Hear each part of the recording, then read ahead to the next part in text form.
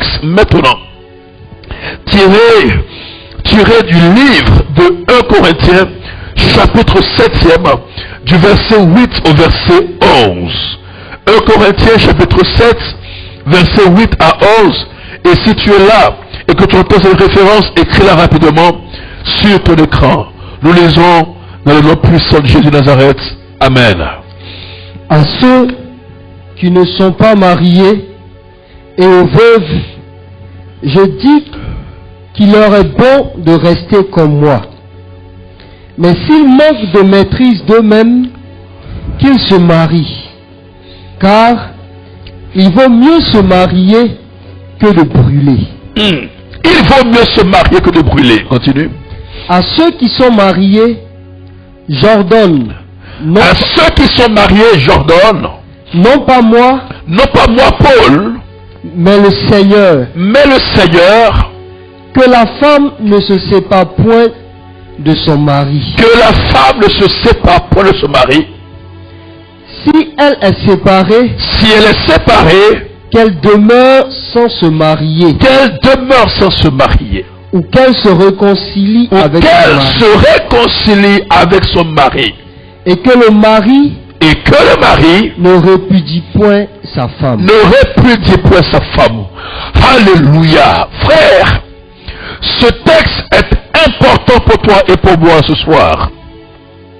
L'apôtre Paul nous situe dans un contexte important. Il nous révèle, frères et sœurs, que il est bon que l'homme soit marié, il est bon que la femme soit mariée. Et il ajoute pour dire que cela est nécessaire si cette personne brûle. Frère, toi et moi, nous sommes faits de chair, nous sommes faits de corps, d'esprit et d'âme. Et l'aspect du corps est un élément qui nous donne de pouvoir contempler notre environnement immédiat. Nous voyons des hommes se déplacer, des femmes se déplacer. Nous voyons autour de nous, frères et sœurs, de très nombreuses personnes. Et nos cœurs sont souvent attirés par une personne et par une autre personne. Et quand nous voyons ces phénomènes dans le corps, frères et sœurs, nous comprenons que, oh, alléluia, qu'il est certainement un appel sur notre vie, un appel à notre cœur, pour que nous soyons portés vers l'être cher, vers l'âme sœur. Alléluia. Mais pourquoi, frères et sœurs, ne sommes-nous pas encore mariés, alors que Dieu a donné cette institution, et nous l'avons le découvrir maintenant, au livre de Genèse, chapitre 2, verset 18 au verset 25. Genèse 2, verset 18 à 25. L'Éternel Dieu dit. L'Éternel Dieu dit. Il n'est pas bon que l'homme soit seul. Il n'est pas bon que l'homme soit seul. Je lui ferai une aide semblable à lui. L'Éternel Dieu forma de la terre tous les animaux des champs et tous les oiseaux du ciel. Le Seigneur forme de la terre tous les animaux des champs et tous les oiseaux du ciel. Et il les fit venir vers l'homme pour voir comment il les appellerait. Pour voir comment il les appellerait. Waouh! Allons-y. Et afin que tout être vivant, porte le nom que lui donnerait l'homme. Porte le nom que lui donnerait l'homme. Continue. Et l'homme donna des noms à tout le bétail, aux oiseaux du ciel et à tous les animaux des champs. Mais pour l'homme, il ne trouva point d'être semblable à lui. Mais l'homme ne trouva point d'être semblable à lui. Il ne trouva point son Isha. Il ne trouva point sa Isha, c'est-à-dire la femme que Dieu avait déjà programmée pour l'homme, n'était pas parmi les animaux ou toute la création que Dieu avait faite avant qu'il ait suscité celle dont nous parlera maintenant l'auteur sacré. Alors l'Éternel Dieu fit tomber un profond sommeil sur l'homme qui s'endormit. Il prit une de ses côtes et referma la chair à sa place. Il prit une de ses côtes et referma la chair à sa place. L'Éternel Dieu Ce qui veut dire que Dieu n'a pas entendu blesser l'homme pour que l'homme porte vers le mariage. Alléluia. Dieu n'a pas entendu blesser la femme pour que la femme soit dans le mariage. Puisque Dieu, après avoir ouvert la côte, Dieu l'a refermée. Alléluia. Dis à quelqu'un, je me marierai dans un cœur pur, dans un esprit disposé. Continue. L'Éternel Dieu forma une femme de la côte qu'il avait prise de l'homme, et il l'emmena vers l'homme. Et l'homme dit, voici cette fois celle qui est os de mes os, voici celle qui est l'os de mes os, et chair de ma chair. Et la chair de ma chair. On l'appellera femme. On l'appellera femme. Parce qu'elle a été prise de l'homme. Parce qu'elle a été prise de l'homme. C'est pourquoi l'homme quittera son père et sa mère. Quittera son père et sa mère. Et s'attachera à sa femme. Il s'attachera à sa femme. Et ils deviendront une seule chair. Et tous deux deviendront une seule chair. L'homme et sa femme. L'homme et sa femme. Étaient tous deux nus. Étaient tous deux nus. Et ils n'en avaient point honte. Et ils n'en avaient point honte. Amen. Voyez, frères et sœurs, nous sommes tous nés, ou du moins tous, je ne dis pas là que nombreux sommes nous qui avons grandi dans des environnements où un monsieur et une femme, nos parents, se sont mis ensemble et ont fait des enfants. Dans bien des cas, aux temps anciens, le principe était de se mettre ensemble sans contracter mariage.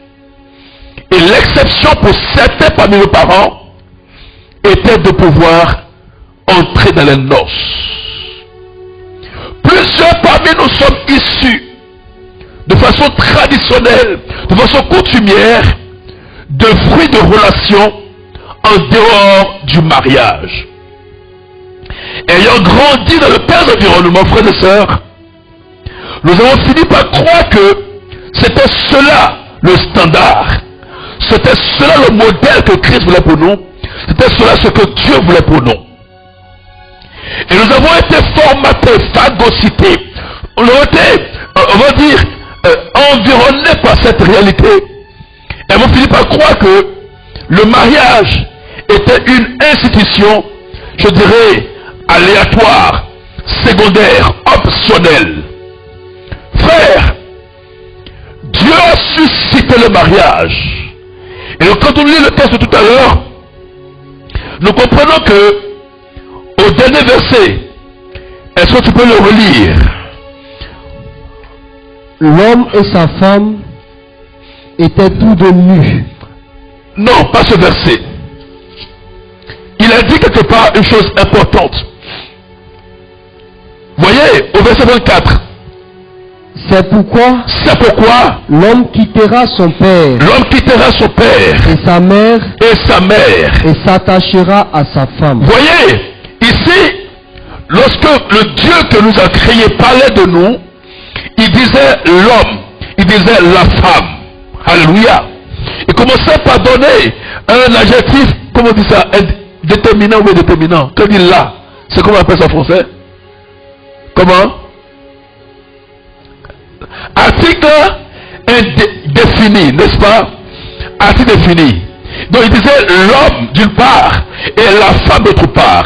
En réalité, c'était deux entités, deux personnes que Dieu connaissait, mais qui étaient deux entités.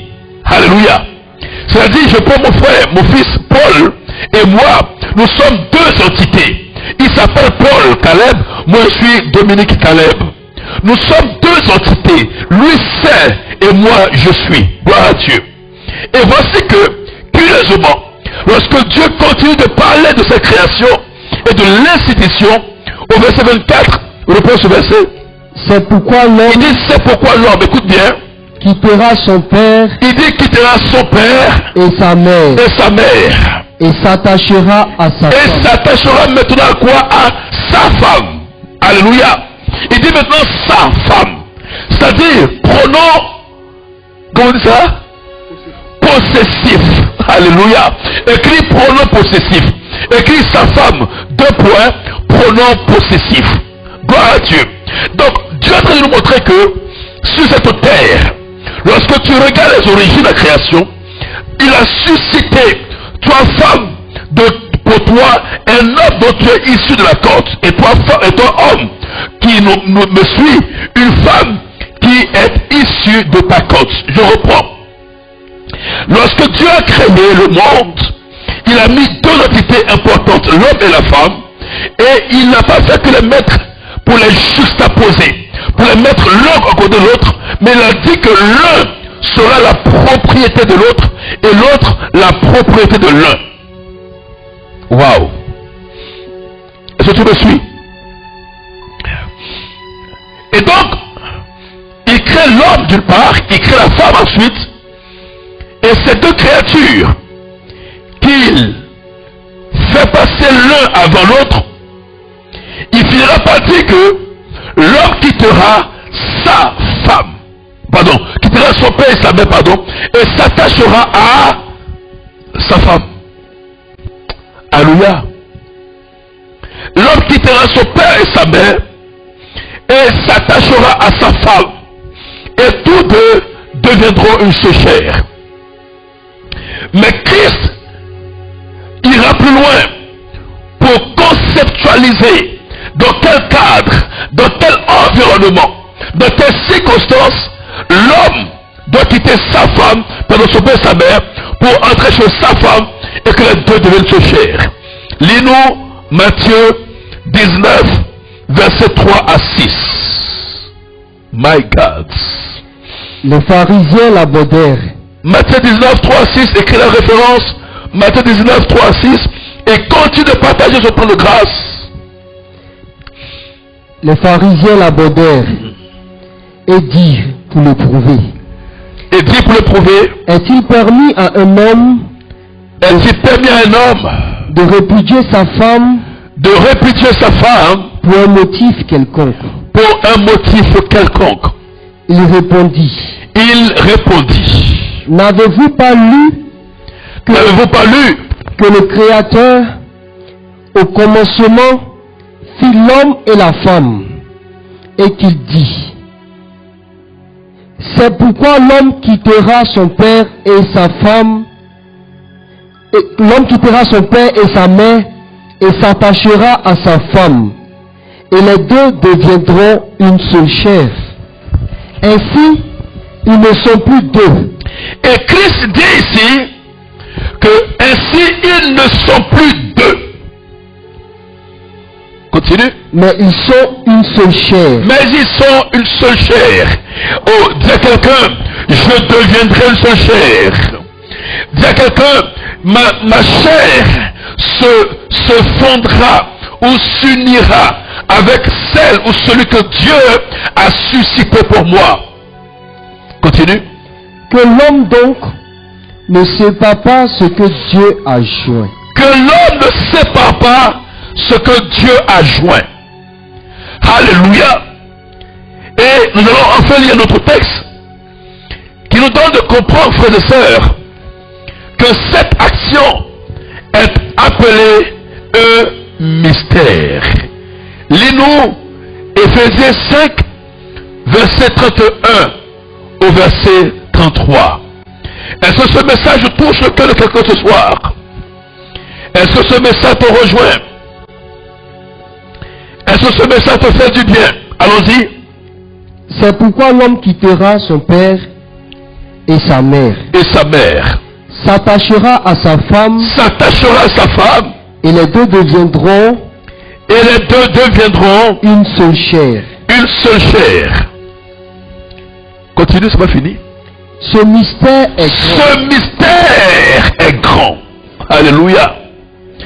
Waouh. Alléluia. Frère, lorsque tu comprends ces écritures, tu réalises que Dieu a entendu sceller l'homme et la femme à travers les liens du mariage. Dieu a entendu sceller l'homme et la femme à travers les liens du mariage.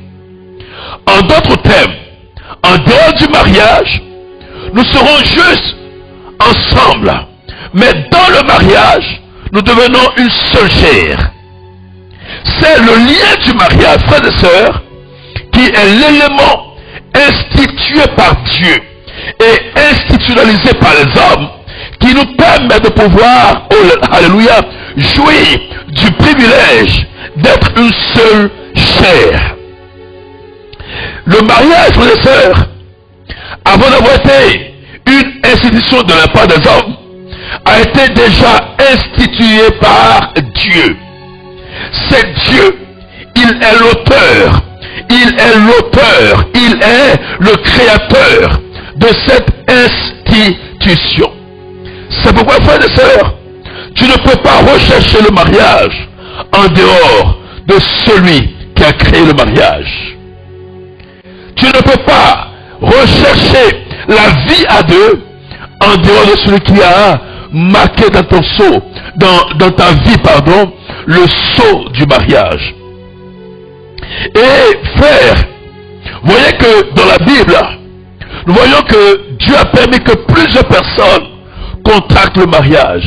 Tant et si bien que l'évangile, selon Saint Jean, l'apôtre Jean, au chapitre 2e, nous ouvre la porte de la première action miraculeuse, le premier de Dieu, comme étant le miracle célébrant un mariage. Du moins, le miracle se produisant à l'occasion de mariage, qu'on appelle affectueusement les noces de Cana. Frères, cela veut dire, frères et sœurs, que Dieu est en train de, Jésus-Christ, pardon, était ainsi en train de continuer l'œuvre de l'institution en produisant ce que son Père a mis à son cœur pour que l'institution divine puisse trouver une forme terrestre.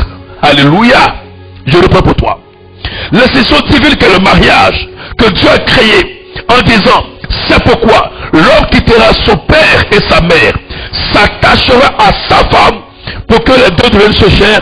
Jésus-Christ, dans son mandat, est venu pour produire les œuvres que Dieu a mises dans son cœur.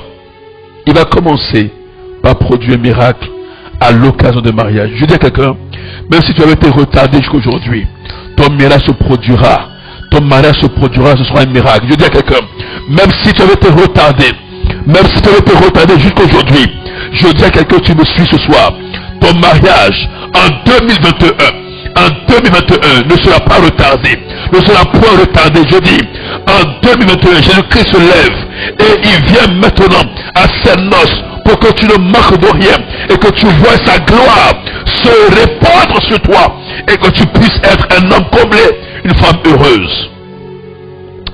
Alléluia. My Karabako Torobaouché.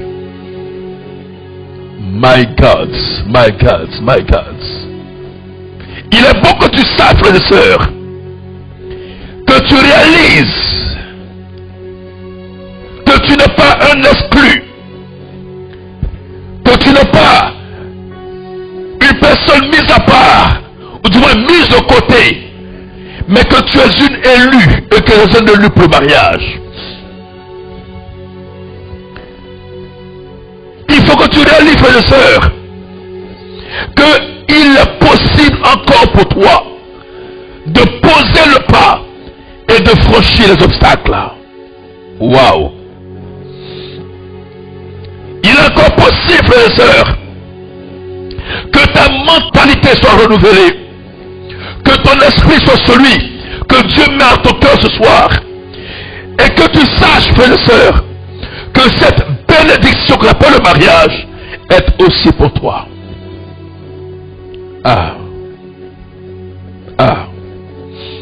Même si tes pères n'étaient pas dans le mariage tel que Dieu l'a conçu, toi, tu seras l'exemple qui vient contredire les choses passées. Parce que sur ta destinée, Dieu commence une nouvelle écriture.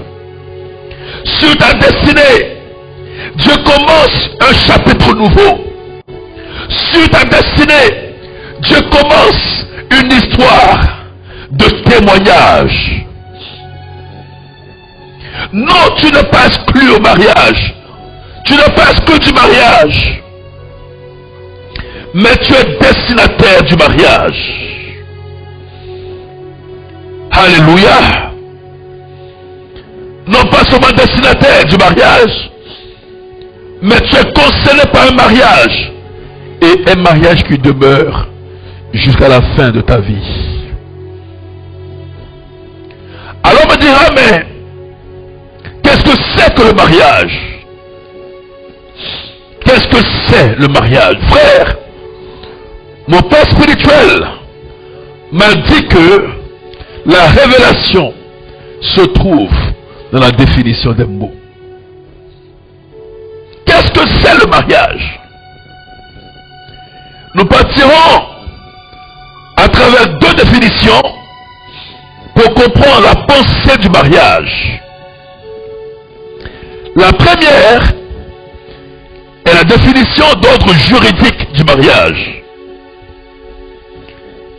Il est dit ceci: le mariage est l'union d'un homme et d'une femme célébrée par devant un officier de l'état civil. Le mariage est l'union d'un homme et d'une femme célébrée par devant un officier de l'état civil.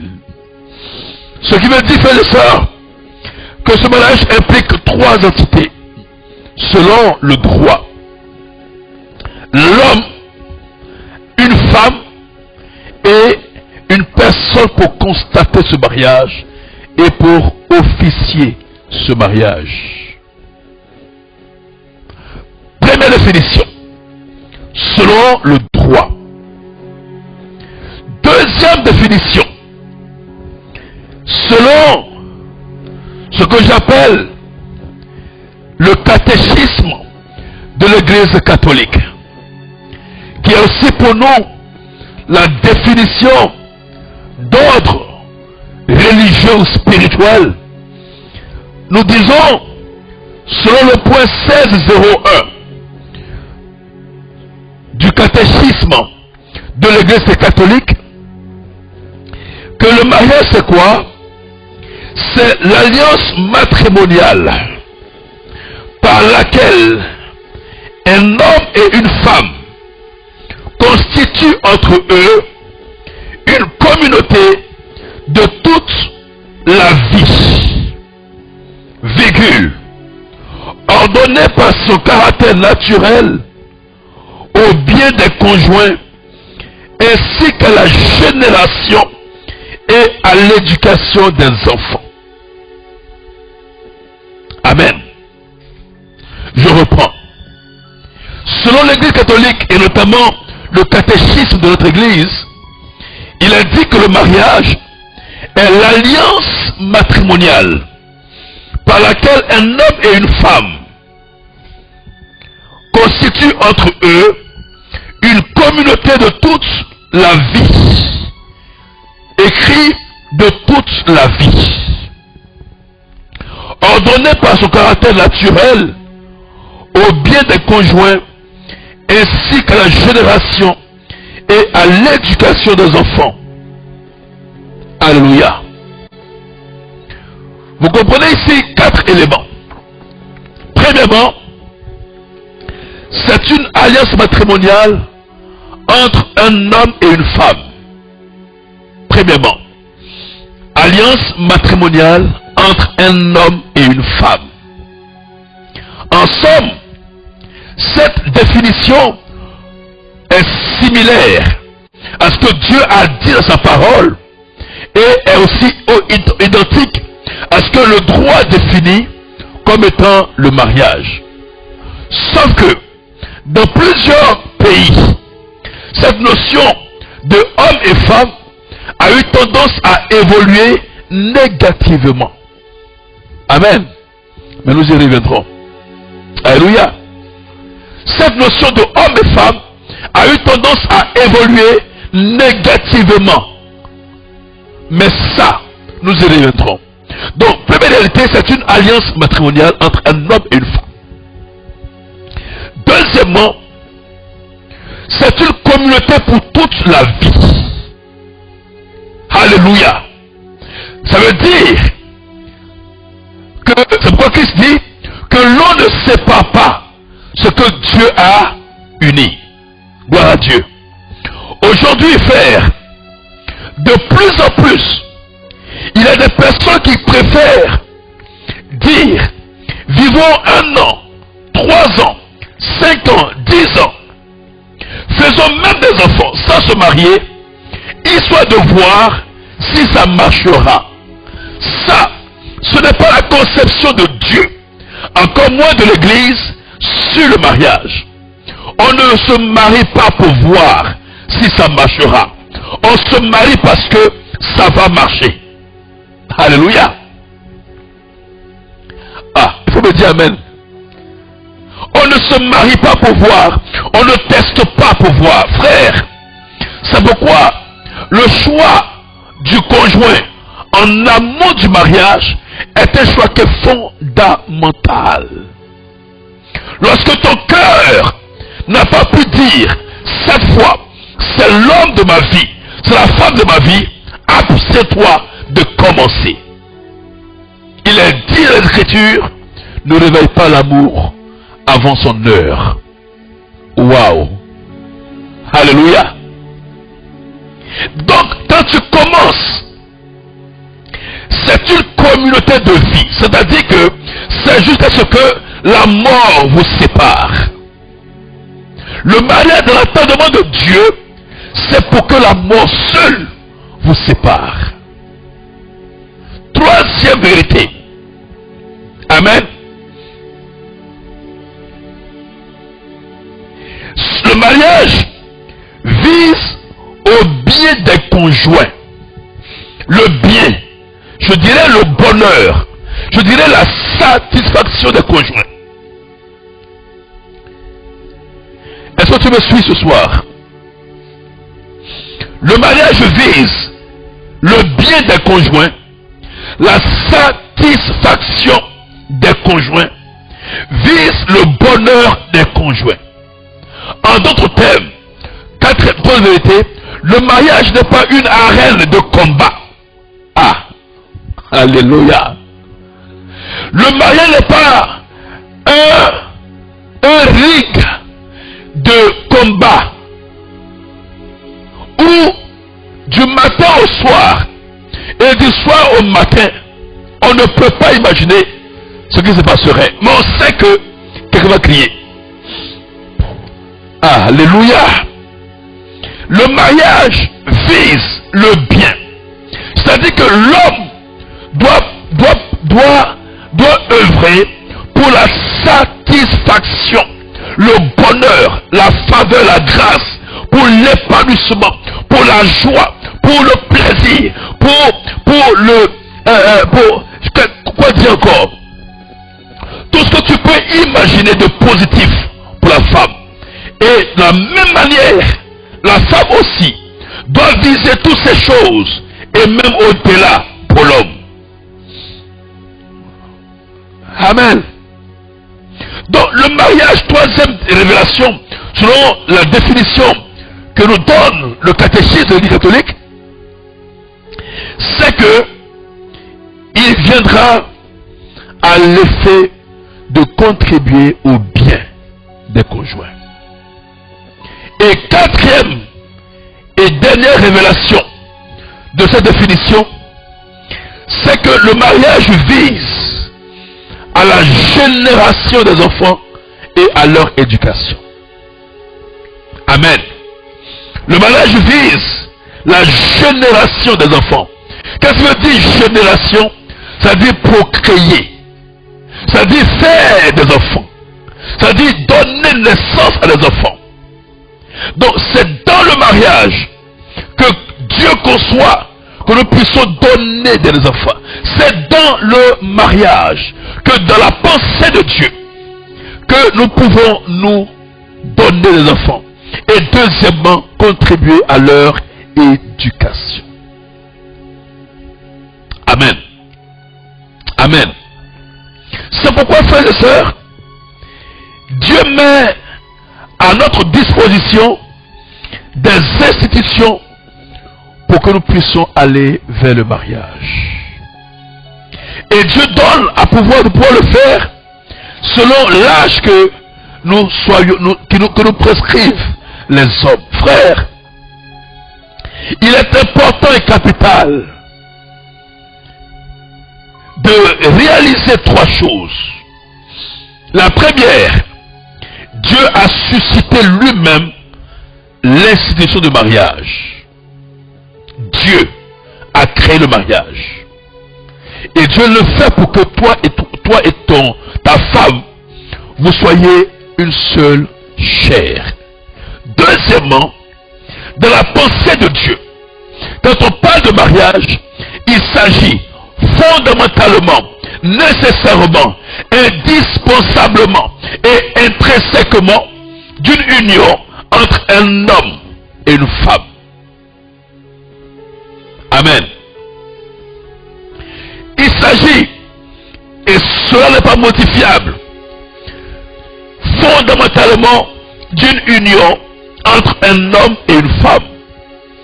Troisièmement, de cette union, Dieu a déjà prévu que de cette union, il y a la procréation, il y a la génération d'enfants, et qu'il y a aussi ce qu'on appelle, alléluia,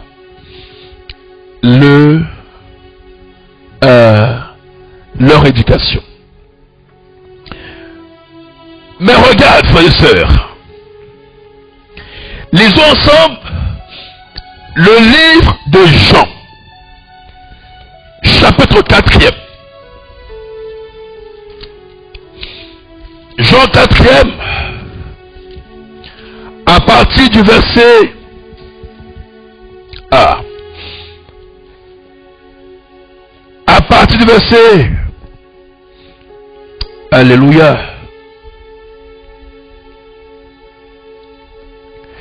verset 9 et suivant. Jean chapitre, non, tu peux rester. Jean chapitre 4, verset 9 et suivant. La femme samaritaine lui dit: comment toi, qui es juif, me demandes-tu à boire, à moi qui suis une femme samaritaine? Les Juifs, en effet, n'ont pas de relation avec les Samaritains.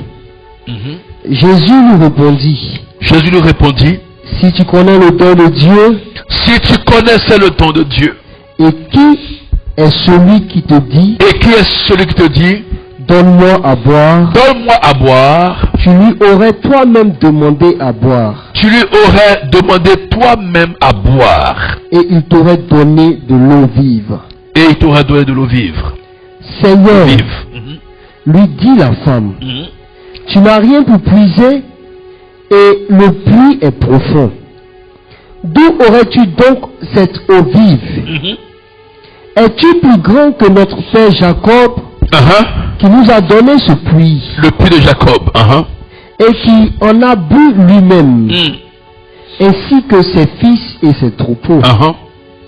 Jésus lui répondit, quiconque boit de cette eau aura encore soif. Mais celui qui boira de l'eau que je lui donnerai n'aura jamais soif. Et l'eau que je lui donnerai deviendra en lui une source d'eau qui jaillira jusque dans la vie éternelle. Continue. La femme lui dit, Seigneur, donne-moi cette eau, afin que je n'ai plus soif et que je ne vienne plus puiser ici. Allons-y. Va, lui dit Jésus. Appelle ton mari. et viens ici. Et viens ici. La femme répondit, La femme répondit, je n'ai point de mari. je n'ai point de mari. Jésus lui dit, Jésus lui dit, tu as raison de dire, tu as raison de le dire ainsi. je n'ai point de mari. Car Car tu as eu 5 maris. tu as eu 5 Et maris. celui que tu as maintenant Et le 6e qui est là avec toi n'est pas ton mari. n'est même pas ton mari. En cela, Amen. Amen. Frères et sœurs, dans ce discours de la Samaritaine, Jésus-Christ suscite dans son cœur d'avoir d'abord soif. Dis à quelqu'un soif. Jésus-Christ nous montre, frères et sœurs, que la porte de la bénédiction du mariage et de façon générale la porte de toutes sortes de bénédictions passe par une soif. Ça passera par la soif, frères et sœurs, que tu as dans ton cœur pour l'auteur de l'institution, pour l'auteur de la création. Il te faut réaliser, frères et sœurs, que le mariage, ce n'est pas la robe blanche de la mariée. Le mariage, frères et sœurs, ce n'est pas le costume et la chaussure poitinini de l'homme du marié. Le mariage, ce n'est pas la lune de noces à Assini, à Saint-Tropez, au Maroc, aux États-Unis, à Monaco. Non. Le mariage, ce n'est pas la bague qu'on appelle l'alliance. Le mariage, ce n'est pas la fête, la réjouissance grandiose que nous avons après la célébration. Le mariage, ce n'est même pas les 50 pages, les 120 femmes d'honneur, hommes d'honneur. Non. Le mariage, ce ne sont pas tous ces apparats, toutes ces choses qui tapent à l'œil, qui frappent à l'œil et qui donnent de dire, waouh, c'est un grand mariage. Frère, j'ai vu des célébrités, j'ai vu des hommes au renom international, j'ai vu des gens qui ont de grandes richesses, avec des mariages qui ont coûté souvent jusqu'à 100 millions, qui ont dû divorcer. Qui ont dû divorcer. Qui ont dû divorcer. Qui ont dû divorcer. Qui ont dû se séparer. Qui ont dû se séparer. Il te faut avoir soif, frères et sœurs. Lorsque tu élabores ta stratégie de mariage, il te faut avoir soif du commencement de la pensée de Dieu au sujet du mariage. Il te faut mettre Dieu au centre. D'abord Dieu, au commencement Dieu. Et réaliser, frères et sœurs, que cela sera possible lorsque notre soif sera à la hauteur de l'auteur du mariage. Ah, vous savez, au cours de ce séminaire, je sais que ça commence aujourd'hui. Je ne vais pas te dire quand ça finira le séminaire, mais je donnerai beaucoup de témoignages. On donnera des témoignages de nos pauvres, de nos petites expériences sur le mariage. Par la grâce de Dieu, mon épouse et moi, nous aurons 18 ans de mariage cette année, en avril, 18 ans de mariage par la grâce de Dieu. Nous avons traversé des moments et humblement nous pouvons parler de ce que le mariage pourrait être selon Dieu. Nous avons de très nombreux filleuls, en tant que témoins de mariage de très nombreux.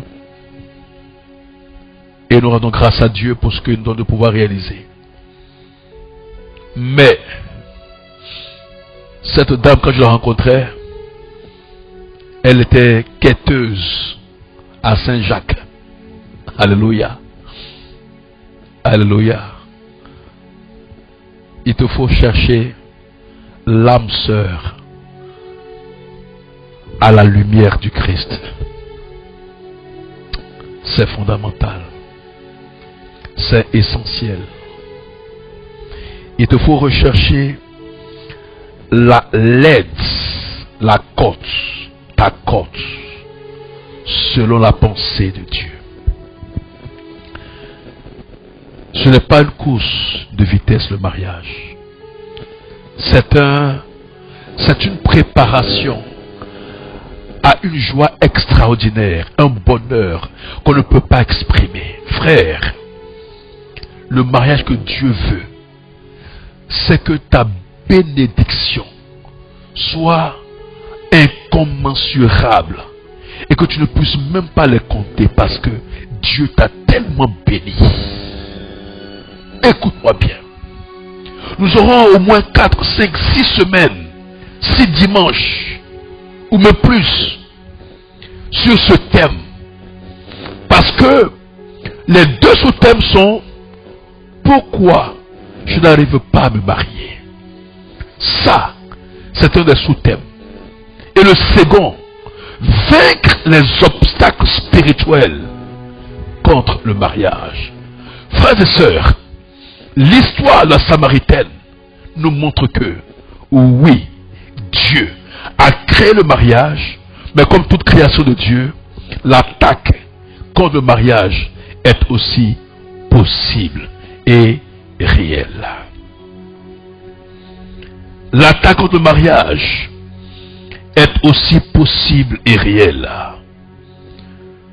Frères et sœurs, nous allons comprendre au cours de ce cheminement, qui est un séminaire que Dieu a déposé sur mon cœur comme un fardeau pour toi, pour la gloire de son nom et pour l'édification de son corps, le corps du Christ. Nous allons comprendre, frères et sœurs, beaucoup de choses sur le mariage, et notamment pourquoi tu n'arrives pas à te marier. Qu'est-ce qui fait que la femme samaritaine est à son 6e homme, lequel n'est même pas encore lui-même ce 6e, son mari? Qu'est-ce qui se passe dans ta vie? Qu'est-ce qui se passe dans ta vie? Quel est le fait? Quels sont les obstacles? Pourquoi le mariage que Dieu a béni ta vie avec, tu ne parviens pas à y entrer? Qu'est-ce qui se passe? Que se passe-t-il? Alors que tu as peut-être plus de 18 ans et que tu aspires au mariage et que mieux tu crois trouver l'âme sœur avec que tu partages du temps déjà depuis 6 mois, depuis 3 mois, depuis 1 an, depuis 12 ans, et que tu ne décides pas le mariage, qu'est-ce qui se passe dans ton cœur? Quels sont les obstacles visibles, invisibles? Qu'est-ce qui fait que tu te retiens pour te décider de te marier? Or, ceux qui sont déterminés, dès les 3, 5, 6 premiers mois, ils décident de se marier. Ils font le cours de mariage et ils se marient. Pourquoi toi, tu hésites encore? Quel est le problème? Quel est le problème? Écris, mais au fait, quel est le problème? Écris. Écris, pourquoi je n'arrive pas à me marier? Pourquoi je n'arrive pas à entrer dans le mariage? Mais aussi, pourquoi je ne me maintiens pas dans le mariage? Pourquoi je ne me maintiens pas dans le mariage? Frères et sœurs, nous sommes aujourd'hui à l'introduction. Je voudrais m'arrêter là ce soir. Nous étions venus pour introduire ce thème important. Je répète, c'est un fardeau. Un fardeau, ça veut dire une intuition que Dieu a déposé sur nos vies, notre cœur, pardon, pour que nous puissions nous conduire dans ce cheminement. Parce que cette institution, qui est la première, elle est la plus importante que toute autre institution. D'elle découle ton bonheur. D'elle découle, cette institution découle ta joie. Mais pourquoi n'arrives-tu pas à te marier? Qu'est-ce qui se passe? Pourquoi ton mariage bat-il de l'aile? Pourquoi y a-t-il tant d'instabilité? Pourquoi les promesses ne sont-elles pas réalisées? Pourquoi après la dot, l'on a retiré la dot, l'on a séparé? Pourquoi après la dot, depuis lors, tu n'as pas encore pu franchir l'étape du civil, l'étape du religieux? Que se passe-t-il? Qu'est-ce qui se passe dans ton mariage? Frères et sœurs, on va juste prier pendant 2 minutes. Le cœur va nous, le chant va nous prendre quand il dit: digne, oh digne es-tu Seigneur.